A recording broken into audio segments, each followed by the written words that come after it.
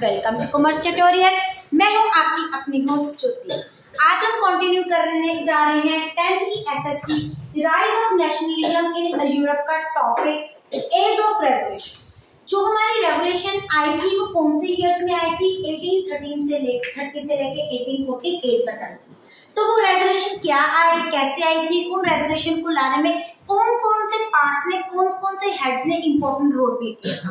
सबसे पहले तो हम ये जानते हैं कि जब रेवोल्यूशन आई थी, हमने लास्ट सेशन में भी देखा था कि जो मिडिल क्लास है वो बहुत ज्यादा सुप्रेस हो गया था और उन्होंने क्या स्टार्ट किया था, रेवोल्यूशन स्टार्ट की थी। और मिडिल क्लास में कौन से लोग शामिल थे? इसमें मेनली एजुकेटेड लोग शामिल थे, जिसमें क्या आते हैं, बिजनेसमैन आ जाते हैं, सोल प्रोप्राइटर आ जाते हैं, डॉक्टर्स आते हैं, टीचर्स आ जाते हैं। जितने भी प्रोफेशनल सर्विसेज के लोग हैं एजुकेटेड, वो किसको डिनोट करते हैं? मिडिल क्लास को डिनोट करते हैं। और सबसे पहले जो हमारी रेवोल्यूशन आई थी वो किसमें आई थी? फ्रांस से ही स्टार्ट हुई थी ड्यूरिंग द जुलाई 1830। लेकिन इसके जो और पार्ट्स थे यूरोप में, जैसे कि इटालियन, जर्मनी, प्रोविंसेस ऑफ कॉन्टागन एम्पायर और पर्शिया, ये जो सारे पोलैंड, ये जो सारे आयरलैंड, जितने भी स्टेट थे यहाँ पे हमारी रेवोल्यूशन बिल्कुल भी नहीं थी। जब फ्रांस में रेवोल्यूशन स्टार्ट हुई थी तो जब फ्रांस के बाद सारे ऑल ओवर द यूरोप में ये फैल गए थे, एक कोल्ड की तरह ये रेवोल्यूशन फैल गया था सारे पार्ट्स में। सबसे पहले फ्रांस में कब आई थी? जुलाई 1813 के बाद आई थी। और इसके बाद जो हमारी मोनार्ची थी वो बिल्कुल क्या हो गई थी? अबोलिश हो गई थी। और उसके बाद क्या हुआ था? एक रिपब्लिक कॉन्स्टिट्यूशन स्टार्ट आउट हुआ था। और उसके बाद ये राइट्स देते, सफ्रेज का राइट दे दिया था, that is right to vote to the adult males. ये इसके बाद इंपॉर्टेंट प्रोविजन थे। उसके बाद बार बार हमने कल भी देखा था, एक प्रोविंसेस था जिसको कि 1815 में कंजर्वेटिव्स ने बिल्कुल ही खत्म कर दिया था, लेकिन उसको दोबारा क्या किया गया, रेवोल्यूशन में इस्टेब्लिश किया गया और वहां पे कॉन्स्टिट्यूशन मोनार्च स्टार्ट की। यहाँ पे कॉन्स्टिट्यूशन मोनार्च का मतलब होता है, मोनार्च वही होते हैं जो कि हमारे क्या होते हैं, ऑटोक्रेटिक होते हैं। लेकिन उन्होंने कॉन्स्टिट्यूशन की जो प्रोविजन थी, जो उनके प्रिंसिपल्स थे, that is right of freedom and equality, उनको क्या कर दिया था? मान दिया था। एज ए रिजल्ट और उन दोनों के आपस में कोऑर्डिनेशन और कोऑपरेशन के कारण लुइस फिलिप को वहां का क्या डिनोट कर दिया था? हेड डिनोट कर दिया था। और उसके बाद जब फ्रांस में रेवोल्यूशन आई, उस पर जो फ्रांस का ये छोटा सा पार्ट था, दैट इज बॉर्बन। उसके बाद ब्रसली में ये स्टार्ट हुआ था, जो कि यूके नीदरलैंड का एक पार्ट है, जिसके रिजल्ट में बेल्जियम को क्या कर दिया गया था? एक इंडिपेंडेंट घोषित कर दिया गया था। वहां पे रिपब्लिक आई थी। यहाँ पे रिपब्लिक लाने के लिए सिर्फ मिडिल क्लास के लोगों ने हाथ नहीं दिया था। इसमें जो पोएट्स थे, जहाँ पे फोक डांस था, वहां पे हमारा कल्चर था, इसका भी एक इम्पोर्टेंट रोल प्ले हुआ था। उसके बाद थर्ड में जब हमारी Greek war of independence start हुई थी, जो कि कॉन्टागन एम्पायर का पार्ट है, जो कि किस ईयर में स्टार्ट हुई थी? 1821 में स्टार्ट हुई थी। और ग्रीस के जो हमारी वार में इसके साथ हमारी कौन सी प्रोविंस, कौन सी स्टेट इस्टेब्लिश हुई थी? ग्रीस इस्टेब्लिश हुई थी, जो कि उस टाइम पे लोगों ने यहाँ पे भी folk dance, music, art, culture, language को इम्पोर्टेंट पार्ट बना दिया था। और इम्पोर्टेंट पार्ट बनाने के बाद दूर दूर से ग्रीस के जो एक्साइल किए हुए थे वेस्टर्न और ईस्टर्न पार्ट से, जो वहां के कॉमन लोग हैं, उन्होंने ग्रीस वार ऑफ इंडिपेंडेंस को ज्वाइन करना शुरू कर दिया था। उस बात के हमारे एक फेमस इंग्लिश पोएट है जिनका नाम है लॉर्ड ब्राउन। उन्होंने भी लोगों से जाके फंड्स इकट्ठा किया था और वो भी जाके वार का एक पार्ट बने थे। लेकिन 1824 में उनको क्या हो गया था? फीवर, जिनके कारण उनकी डेथ हो गई थी और वार को वो कंटिन्यू नहीं कर पाए थे। और इसके बाद एक बार तो जनवरी का जो वार ऑफ इंडिपेंडेंस वो अनसक्सेसफुल हो गई थी और वो क्या हो गई थी? बंद हो गई थी। लेकिन उसके बाद 1832 में ट्रीटी ऑफ कॉन्स्टेंटिनोपल की लड़ाई हुई थी, जिसके बाद ग्रीस को क्या शो कर दिया था? इंडिपेंडेंस शो कर दिया था। यहाँ पे इस रिपब्लिक के जो हमारे प्रोसेस है, इसमें मेनली हमारे पास 3 पॉइंट्स बाहर निकल के आते हैं। फर्स्ट पॉइंट कौन सा निकल के आता है कि जब सबसे पहले हमारा रेवोल्यूशन कब आया था? फ्रांस में आया था, जुलाई 1813 में आया था। इसमें इसका ये पार्ट था बारबन, वहां पे कॉन्स्टिट्यूशन मोनार्ची आई थी, जो कि आपस में एक दूसरे कोऑर्डिनेशन के बाद आई थी। और लुइस फिलिप वहां के क्या बन गए थे? मोनार्च बन गए थे एट लास्ट।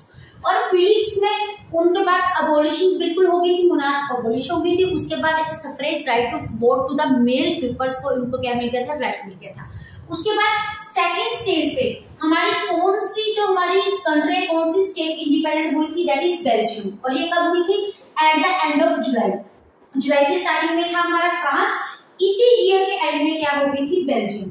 बेल्जियम के बाद किसकी बारी आ गई थी, ग्रीस की बारी आई थी, और जो एज अ रिजल्ट उसके लिए 2 हमारे पास वार हुई थी, एक ग्रीक वार ऑफ इंडिपेंडेंस जो बहुत ही ज्यादा इंपॉर्टेंट रोल है, और इसमें जो 1821 में स्टार्ट हुई थी, और इस केस में कल्चर ने एक इंपॉर्टेंट रोल प्ले किया था, लेकिन ये इसी वजह से सक्सेसफुल नहीं हो चुकी थी।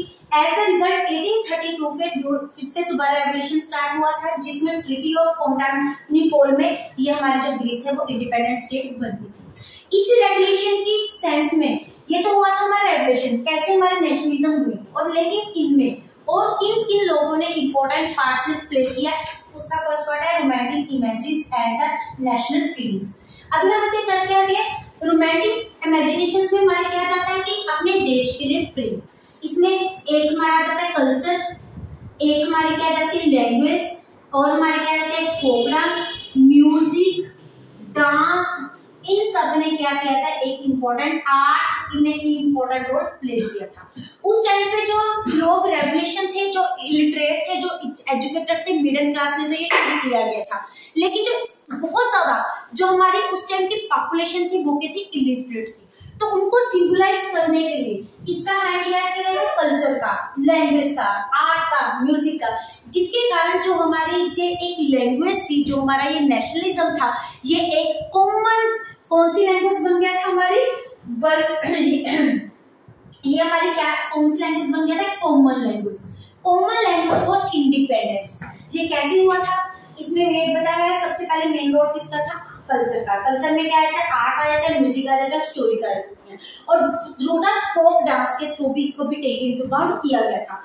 और इसके बेस्ट एग्जांपल हमारी बुक में दी गई है जर्मन। एक जर्मन हमारा बहुत अच्छा आर्टिशियन था जिसका नाम क्या था, गोटफ्राइड। 1744 टू 1833 ये किस टाइम के दौरान था, जर्मनी के टाइम के ये दौरान था, और उन्होंने बोला था कि उस टाइम पे जो जर्मन की कॉमन लैंग्वेज को क्या माना जाता है, जो हमारे लोगों की जो जर्मन का जो कल्चर था वो किनका कल्चर था, डासवोर्ग लोगों का कल्चर था। अब ये डासवोर्ग क्या होते हैं, कॉमन लोग, जो मेनली कॉमन लोगों ने ये हमारी जो रेवोल्यूशन में taken to part important role play किया था। उनके कॉमन लोगों को उनकी लैंग्वेज में क्या बोले जाते हैं, डासवोर्ग बोले जाते हैं। और उन्होंने फिर क्या किया था, जो अपनी नेशनलिज्म की फीलिंग वो लेके आए थे, एंड नेशनलिज्म की फीलिंग को हमने कल भी देखा था कि नेशनलिज्म को क्या बोलते हैं, that is love, loyalty and proud towards our nation on the way of common independence. और उन्होंने क्या बनाया था, एक वर्नाकुलर लैंग्वेज बना ली थी, जो कि हमारी एक कॉमन लैंग्वेज थी पूरी की पूरी हमारी किसकी, कम्युनिटी की। और इन्हीं लैंग्वेज को उन्होंने यूज किया था as a important aspect of the revolution. और उसके बाद हमारा जो पोलैंड था, पोलैंड को जो अलग अलग 3 पार्ट्स में डिवाइड कर दिया गया था, और 3 पार्ट्स में डिवाइड करके उनका कुछ पार्ट पर्शिया ने, रशिया ने और ऑस्ट्रेलिया ने, इनने आपस में क्या कर दिया था, डिवाइड कर दिया था, क्योंकि कंजर्वेटिज्म के बाद इन्होंने सब कुछ हथिया लिया था। तो पोलैंड ने फिर भी हार नहीं मानी थी। पोलैंड ने अपनी जो लैंग्वेज थी, उनकी जो पोलिश लैंग्वेज थी, वही और म्यूजिक और पोलिश लैंग्वेज को यूज किया था, चाहे उन्होंने उनका कल्चर खत्म कर दिया था, पोलैंड को डिस्ट्रॉय कर दिया था, लेकिन फिर भी उन्होंने अपने कल्चर को एग्जिस्ट रखा था in the form of their language. और उनकी लैंग्वेज कौन सी थी, पोलिश उनकी लैंग्वेज थी। जहां पे वो लोग मिलते थे कॉमन पेपर, वो कौन सी लैंग्वेज को यूज करते थे, पोलिश लैंग्वेज को यूज करते थे, जिसको as a revolt, as a struggle for independence उन्होंने इसका सिंबलाइज यूज किया था। और उसके बाद रशिया ने, उस टाइम में जो रशिया था, उन्होंने पोलैंड के ऊपर इतना सुप्रेस कर दिया था कि उन्होंने पोलिश लैंग्वेज बिल्कुल डिस्ट्रॉय कर दी थी, और उन्होंने अपने इंडिपेंडेंस के कारण, अपनी मोनार्ची के कारण हर अलग अलग प्रोविंसेस में रशियन लैंग्वेज को बोला था आपने टेक इनटू अकाउंट करना है। लेकिन पर्शिया ने उनकी ये बात नहीं मानी। पोलैंड के लोगों में वहां के चर्च, वहां के प्रीस्ट, वहां के जो जितने भी लोग थे कॉमन लोग, वो जब भी चर्च में मिलते थे, जो भी उनके इम्पोर्टेंट फीलिंग्स होती थी, जितनी भी सर्कमस्टांसेस होती थी, उसमें कौन सी लैंग्वेज यूज करते थे, पोलैंड की लैंग्वेज यूज करते थे, जिसके एज रिजल्ट 1831 में काफी प्रीस्ट को साइबेरिया जेल में भी सेंड कर दिया गया था, क्योंकि उस टाइम पे कल्चर का इतना ज्यादा अफेक्ट था कि ये सिंबलाइज बनाना चाहता टू द रिवोल्ट। और वहां के जो कंजर्वेटिज्म थे, वहां के जो पोलैंड, रशिया के लोग थे, वो इसको सुप्रेस करना चाहते थे। वो चाहते थे कि रेवोल्यूशन आगे ना बढ़े। ये था हमारा कल्चर का मेन एस्पेक्ट, मेन रोल, वो जिसमें क्या था हमारी रेवोल्यूशन में इंपॉर्टेंट पार्ट था। कल्चर में क्या आता है, आर्ट, म्यूजिक और स्टोरीज। इसकी एक एग्जांपल देखिए, जर्मन के जो हमारे आर्टिस्ट है उन्होंने बोला कि जर्मन का जो कल्चर रिप्रेजेंट किया था वो किन लोगों के साथ रिप्रेजेंट किया था, डार्क फोक लोगों के साथ। डार्क फोक लोग कौन थे, कॉमन पीपल थे जो कि अपने कल्चर को रिप्रेजेंट करने के लिए, अपने नेशन को रिप्रेजेंट करने के लिए वोक चेस्ट का वर्ड यूज करते थे उनकी लैंग्वेज में, और उन्होंने वर्बुलर लैंग्वेज को अपना मान लिया था। Vernacular language is a common language जो किसको रिप्रेजेंट करती है, पूरी की पूरी कम्युनिटी को रिप्रेजेंट करती है। और टू एग्जांपल है, पोलैंड में भी उन्होंने अपना जो फाइट स्ट्रगल क्रिएट किया था वो किसके थ्रू किया था, through their music and through their language, that is their Polish language. और अगर रशिया ने उनकी लैंग्वेज को डिस्ट्रॉय करने की कोशिश की थी, हर जगह पे उन्होंने बोला था पोलिश लैंग्वेज पोलैंड में नहीं बोली जाएगी, कौन सी लैंग्वेज बोली जाएगी, रशियन लैंग्वेज, और उसका भी बहुत ज्यादा विरोध किया था, चाहे वो प्रीस्ट थे, चाहे वो कल्चर थे, चाहे कॉमन पीपल थे। जब भी उनका कोई कल्चर आता था, इंपॉर्टेंट फेस्टिवल आता था, तो वो कौन सी लैंग्वेज यूज करते थे, अपनी पोलिश लैंग्वेज यूज करते थे, और एज ए स्ट्रगल भी सिंबल यूज करते थे, जिसके कारण 1831 में उनको इतना सुप्रेस किया गया कि उनको साइबेरिया में प्रीस्ट को भी जेल में सेंड कर दिया गया। सेकंड है हंगर, हार्डशिप एंड रिवोल्ट। ये हंगर है भूखमरी, हार्डशिप होता है किसी ना किसी तरह की मुश्किल। ये भी रिजल्ट है जिसके एज रिजल्ट एक हार्ड रिवोल्ट स्टार्ट हुआ। वो 1830 में एक इकोनॉमिक हार्डशिप टेकन अपॉन हुई थी। इकोनॉमिक हार्डशिप मतलब इकोनॉमिकली पैसे की फॉर्म में, मॉनेटरी टर्म्स में उनको बहुत ज्यादा प्रॉब्लम फेस करनी पड़ गई थी। इसका मेन रीजन क्या था, 1830 में एक क्राइसिस आया था। क्राइसिस किस चीज का था, पॉपुलेशन हमारी यूरोप की वो कंटिन्यूअसली क्या हो रही थी, इंक्रीज हो रही थी, लेकिन उस टाइम पे जो जॉब्स हैं वो बिल्कुल भी इंक्रीज नहीं हो रही थी।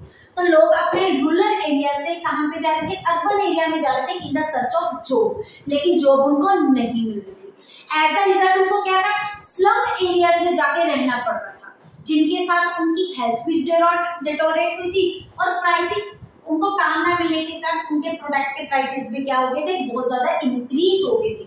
उसके बाद नेक्स्ट है कंपटीशन ऑफ इंग्लैंड। इंग्लैंड में उस टाइम इतनी ज्यादा कंपटीशन थे, वो कौन से प्रोडक्ट यूज करते थे, मशीन मेड प्रोडक्ट्स, और जो कि हमारे उस टाइम पे घर में, हमारे पुराने टाइम पे हमारे इंडिया में भी यूरोप के छोटे छोटे हाउसेस में, छोटे छोटे विलेजेस में वो कौन से प्रोडक्ट बनते थे, हैंडमेड प्रोडक्ट बनाते थे।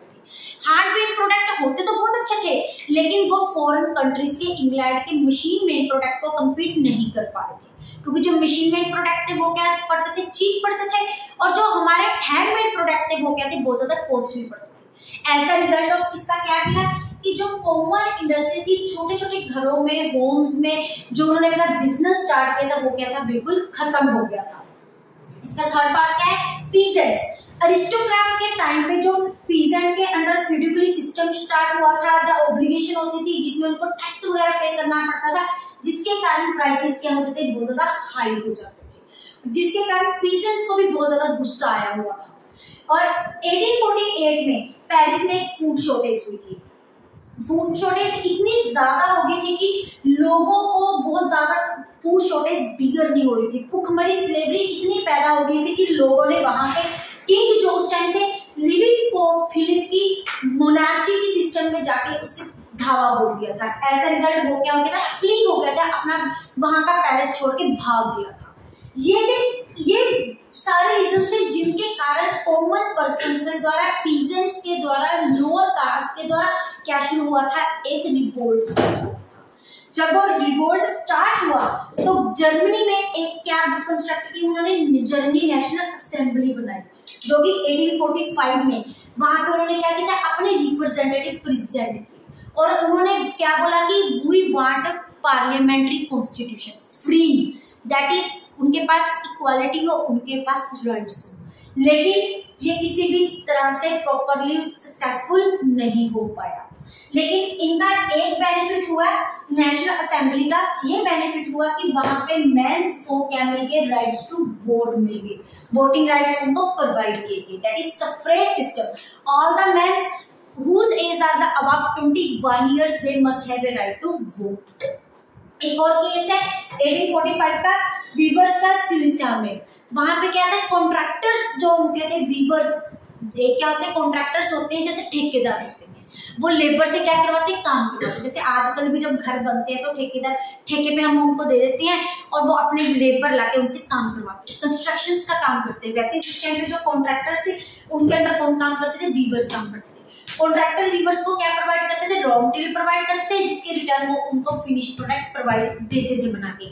तो कॉन्ट्रैक्टर ने क्या किया, उनकी जो सैलरीज थी, उनकी जो वेजेस थी वो क्या कर दी, कट कर दी।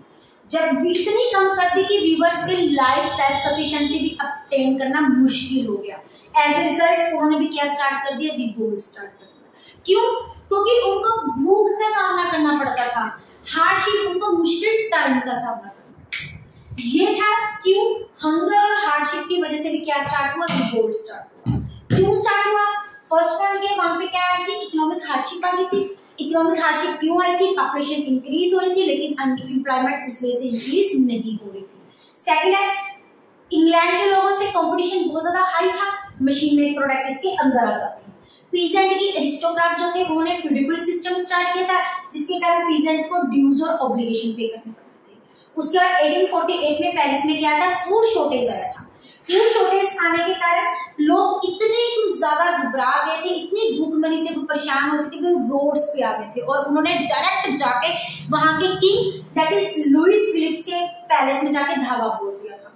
लेकिन और फिलिप्स लुइस जो अपने आप महल छोड़ के ही उस टाइम पे भाग गया था।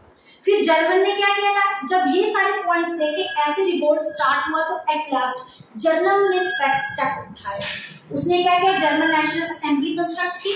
कंस्ट्रक्ट करने के बाद उन्होंने क्या बोला, वी मस्ट हैव, उन्होंने बोला कि अब हमें क्या चाहिए, रिबेलियन चाहिए, वी मस्ट बी रिपब्लिक। लेकिन एज ए रिजल्ट वो इतना प्लस पॉइंट मिला कि एडल्ट लोगों को 21 ईयर्स के अब चाहे वो अरिस्टोक्रेट से रिलेटेड है, चाहे उनके पास प्राइवेट प्रॉपर्टी है, चाहे प्रॉपर्टी नहीं है, उनके पास क्या है, राइट टू वोट। उसके बाद हमारा आता है 1848 लिबरियंस। लिबरियंस ने, जो हमारे मिडिल क्लास ने, उन्होंने कैसे कैसे एक रोल प्ले किया। यहाँ पे हमने देखा है कि जो मेन रोल था वो कहाँ किसका था, लिबरेनियंस का। और लिबरल्स उसमें कौन थे, मिडिल क्लास थे। और जिसके कारण सबसे पहले नंबर पे फ्रांस, नंबर 2 पे बेल्जियम और नंबर 3 पे हमारी ग्रीस को क्या मिली थी, इंडिपेंडेंस मिली थी। उनमें लिबरेनियंस का क्या रोल था, सबसे पहले स्टार्टिंग में ये हम पहले भी देख चुके हैं। फ्रांस में ये लिबरेलियंस कौन थे, मिडलमैन थे। फिर से वही मिडलमैन में कौन कौन से लोग शामिल होते हैं ये हमें ऑलरेडी पता है। 1848 में सबसे पहले जुलाई में फ्रांस को क्या मिली थी, मोनार्च मिली थी। इंडिपेंडेंस मिली थी। मोनार्च बिल को क्या हो गई थी, अबॉलिश हो गई थी। और वहां पे कौन सा रिपब्लिक आया था, कॉन्स्टिट्यूशन रिपब्लिक आया था। उनको देखे जर्मनी, आयरलैंड, पोलैंड, ऑस्ट्रेलिया और हंगरी, इन्होंने क्या किया, they also want the rebellion. उनको भी क्या चाहिए थे, रिपब्लिक चाहिए थी। उन्होंने भी किसका साथ दिया, कल्चर का हेल्प किया। कल्चर में म्यूजिक, आर्ट, पोएट, पोट्री सब कुछ को क्या किया, टेक इनटू अकाउंट किया। और उन्होंने बोला कि हमें क्या चाहिए, पार्लियामेंट्री प्रिंसिपल चाहिए। कॉन्स्टिट्यूशन बनानी है जिसमें किस पे इंसिस्ट किया जाएगा, पार्लियामेंट्री प्रिंसिपल पे। वो पार्लियामेंट्री प्रिंसिपल क्या होता है, जिसमें उनको फ्रीडम ऑफ प्रेस और एसोसिएशन की भी आजादी होगी। मिस प्रेस में, न्यूज़पेपर में जो उनका दिल है वो उसमें पब्लिश कर सकते हैं। और जहां पे वो एसोसिएट होना चाहते हैं, इकट्ठे होना चाहते हैं, वहां पे वो इकट्ठे हो सकते हैं। सेकंड पॉइंट किसकी बारी है, जर्मनी में आई। जर्मनी के लोगों ने, जर्मन नेशनल असेंबली में एक उन्होंने मीटिंग बनाई। कहाँ पे बनाई, फ्रैंकफर्ट में बुलाई थी 1848 में। और वहां पे वो सेंट चर्च के पैलेस में इकट्ठे हुए थे। उन्होंने अपना जर्मन का कॉन्स्टिट्यूशन बनाया था, जैसे कि फ्रांस के लोगों ने बनाया था।